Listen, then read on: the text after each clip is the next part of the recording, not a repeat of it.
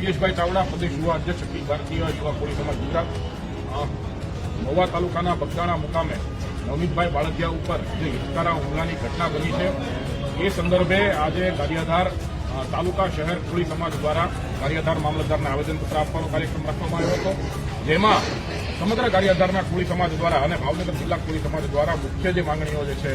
એ છે કે જે એફઆઈઆર દાખલ કરવામાં આવી છે તેમાં જે વધારાની કલમોનો ઉમેરો કરવાનો છે એ કલમોનો ઉમેરો કરવામાં આવે, તેમજ ભાઈ ફરિયાદી દ્વારા નવનીતભાઈ બાળકિયા દ્વારા જે આરોપીઓના નામ ફરિયાદમાં કહેવામાં આવ્યા છે, ફરિયાદની ઘટનામાં વર્ણવવામાં આવ્યા છે, એ આરોપીઓની પણ તપાસ થાય, એમના કોલ ડિટેલ અને સીડીઆર નો રેકોર્ડ જાહેર કરવામાં આવે અને જે કોઈ પણ આમાં મદદગારીમાં હોય એ પછી પીઆઈ હોય, ડીવાયએસપી હોય કે એસપી હોય એ તમામને આ ગુનામાં સહ આરોપી તરીકે એના નામ નાખવામાં આવે. આ અમારી મુખ્ય માંગણી છે. બીજું કે આ સમગ્ર ગુનાની તપાસ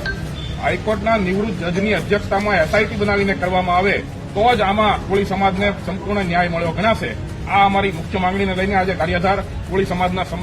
તમામ આગેવાનો મામલતદારશ્રીને આવેદનપત્ર આપવા માટે આવ્યા.